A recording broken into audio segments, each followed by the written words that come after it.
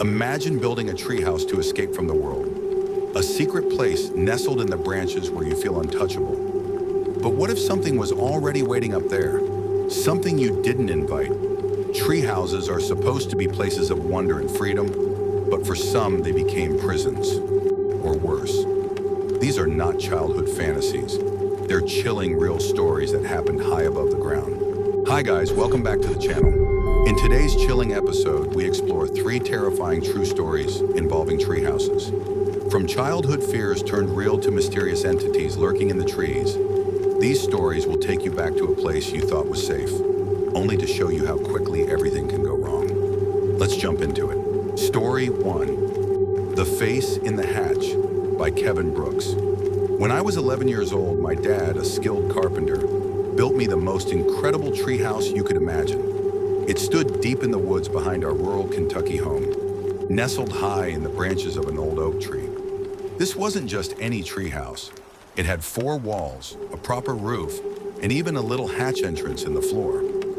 Dad installed a rope pulley system too, so I could pull up snacks, comic books, or anything else I wanted without climbing down. It was a little fortress, my own private kingdom above the world. I spent countless afternoons and evenings up there. I drew sketches of the woods, read comic books I was probably too young for, watched birds and squirrels, and even snuck in a few nights of sleeping under the stars, curled up in my sleeping bag.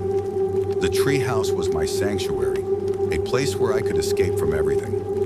But one summer night, something happened that changed everything. It was early July. The air was thick and humid, with a heavy summer heat that seemed to press down on the whole forest. My parents were inside the house, and I asked if I could sleep out in the treehouse that night. They said yes. They always did when the weather was nice. And I packed my flashlight, a few snacks, my Walkman with my favorite tapes, and a couple of horror comics I wasn't supposed to be reading. By 10 p.m., I was tucked inside my sleeping bag, lying on the wooden floor, the dim light from my flashlight casting long shadows on the treehouse walls. The woods around me were eerily silent. Normally, I would hear the familiar chorus of crickets, the hooting of owls, or maybe the distant howl of a coyote. But that night, there was nothing. It was like the whole forest was holding its breath, waiting for something. I was halfway through one of my comics when I suddenly heard a faint creaking noise coming from below. At first, I thought it was just the old oak tree settling, branches moving in the gentle wind, but the sound kept coming. Slow, deliberate creaks, like footsteps on the ladder. I froze, my heart pounding in my chest. The ladder was the only way up to the treehouse. If something or someone was climbing up now, I was trapped. I whispered, "Dad?" But my voice felt weak and useless in the still night. No answer. The creaking grew louder, rung by rung, slow and steady, almost like someone was trying to be quiet but failing. I crawled carefully to the hatch in the floor, my flashlight trembling in my hand. The hatch was a small wooden door, barely big enough to climb through, and it was tightly shut.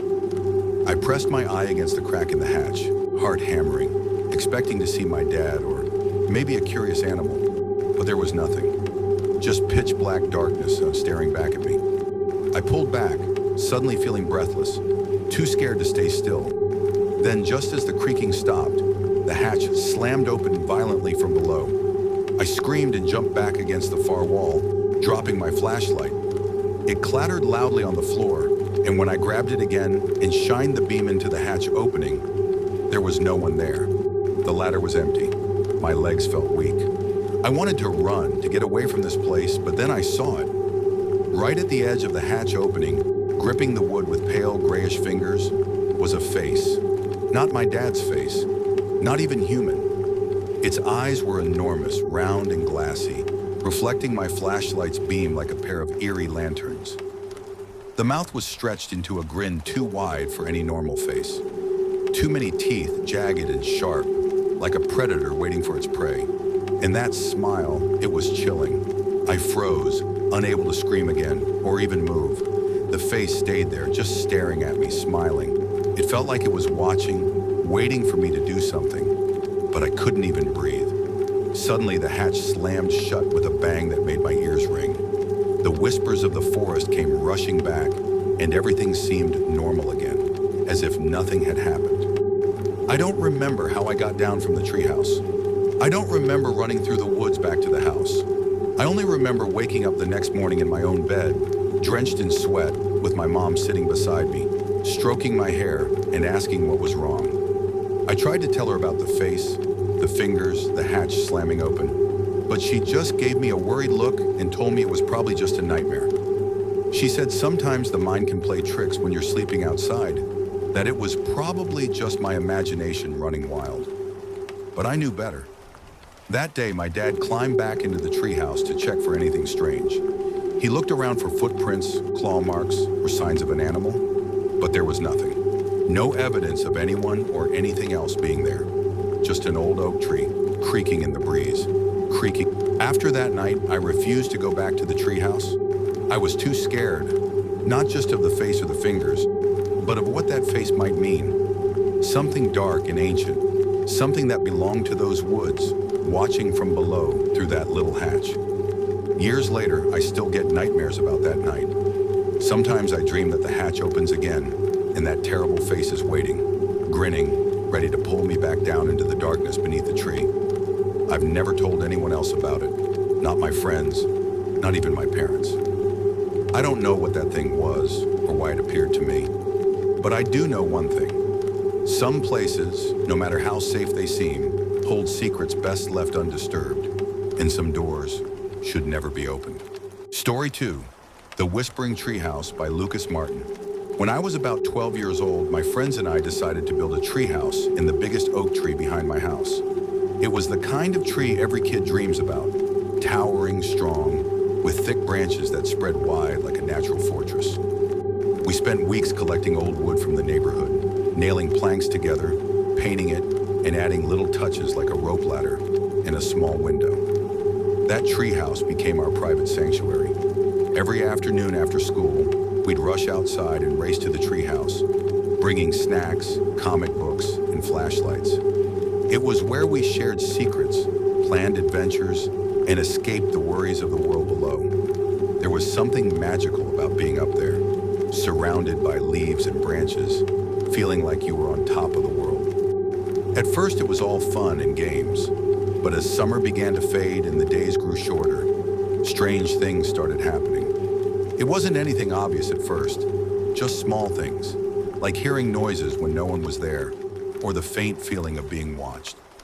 One late August evening changed everything. My friends had left after sunset, and I stayed behind because I wanted to finish drawing a comic strip I'd started. The sky was a deep orange pink, and a cool breeze rustled the leaves above me. I sat cross-legged on the wooden floor, legs dangling over the edge, the smell of the oak tree filling the air. Then I heard it. At first, I thought it was just the wind, soft sighs brushing through the leaves, but the sounds weren't quite right. They were whispers, soft murmurs coming from all around me, like voices too low to understand, but trying desperately to be heard. I stopped drawing and looked up, trying to catch sight of the source. The sun was setting fast, and the shadows between the branches were stretching and twisting. I called out to my friends, jokingly asking if they were still nearby playing a prank, but the only reply was the whispering, growing louder, more urgent. The whispers sounded like a chant, almost rhythmic, but unintelligible. It was like an ancient language, or a lullaby sung from beyond. I tried to shake it off, telling myself it was just the tree making noises as it settled in the cool evening air. But the feeling that something was watching me, something unseen, crawled under my skin. Then suddenly, I felt a cold breath on the back of my neck. I froze. My heart slammed in my chest as I slowly turned around. No one was there, just the darkening branches swaying in the wind. My palms went sweaty. I wanted to scream, but the silence was thick, almost suffocating. The whispering continued, louder now, circling me like a cold fog. I scrambled up to the highest part of the treehouse, trying to get a better look around. From there, I could see the whole yard, the street beyond, and the fading glow of the sunset. But the yard was empty. No animals, no people. The air was getting colder by the second. My breath came out in shaky puffs, even though it wasn't that cold yet, and the whispers were now right next to me. as if someone was speaking just inches from my ear. I clutched the wooden railing, trying to steady myself. I felt like the tree was alive, like it was breathing around me. And inside it, something was restless, trying to reach out. That's when I saw it, a faint figure moving through the branches. It was shadowy and indistinct, almost blending into the leaves. The figure didn't have a face, just a dark silhouette that seemed to hover silently. My heart nearly stopped. I climbed down the ladder as fast as I could, almost tripping, my hands trembling.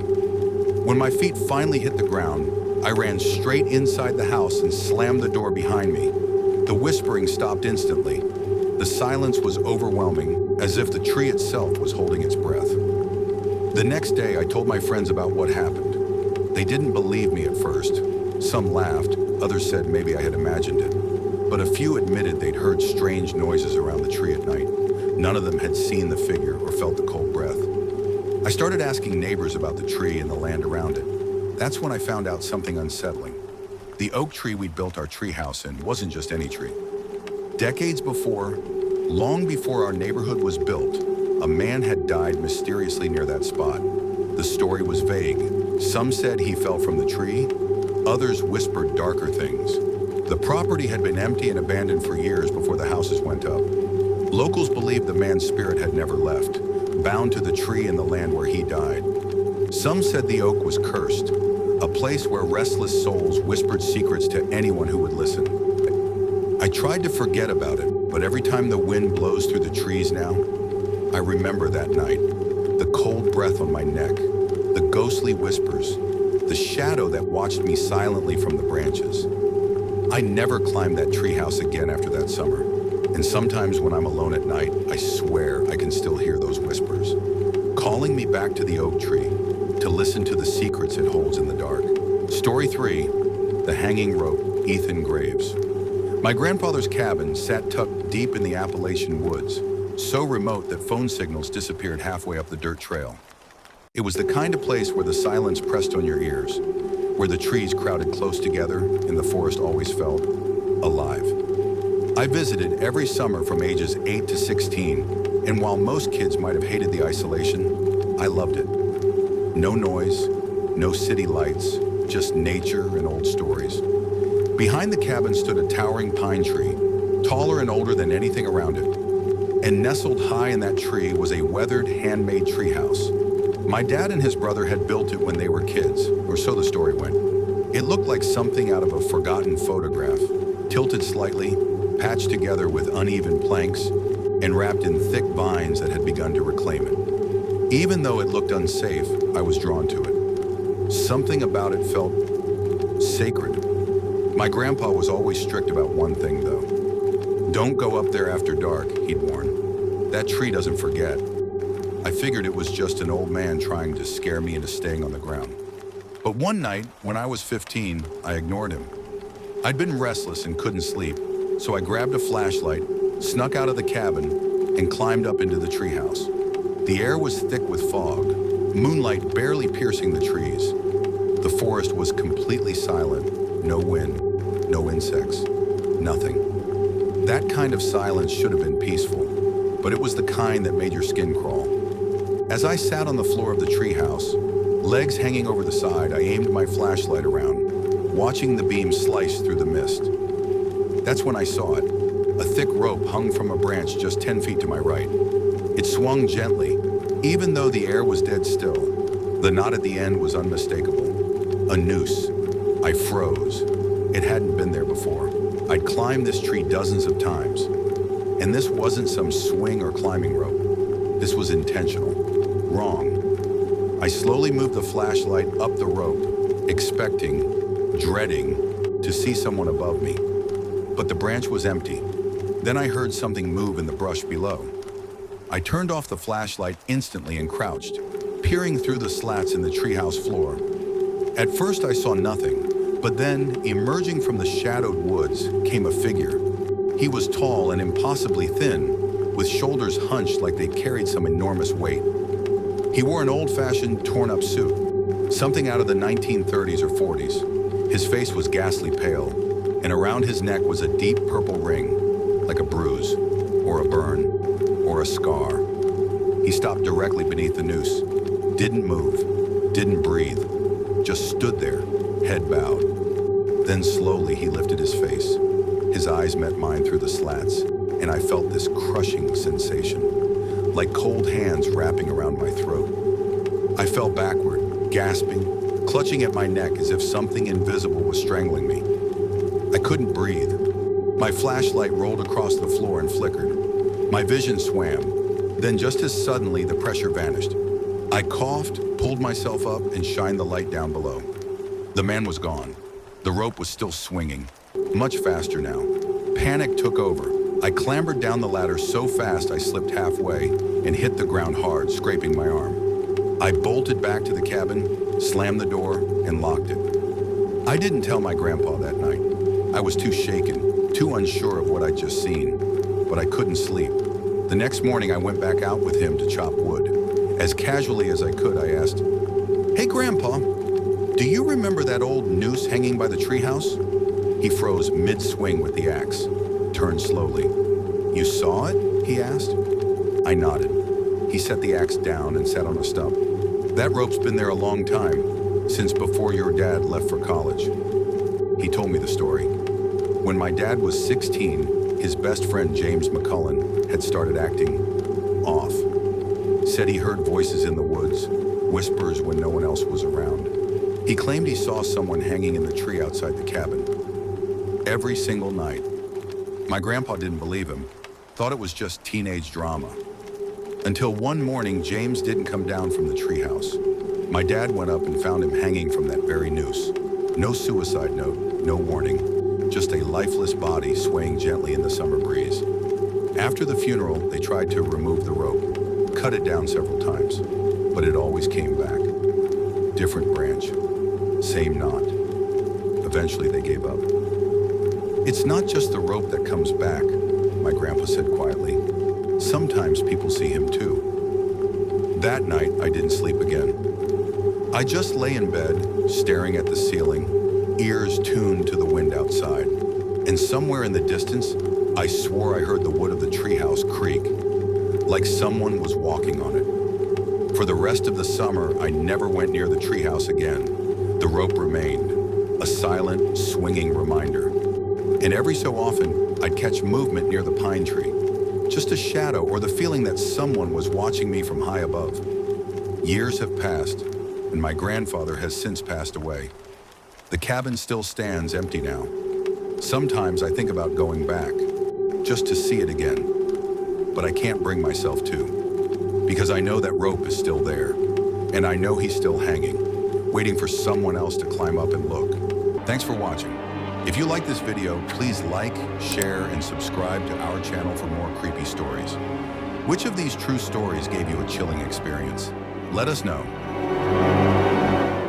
Until next time, stay curious, stay safe, and remember, sometimes the scariest stories are the ones that are real.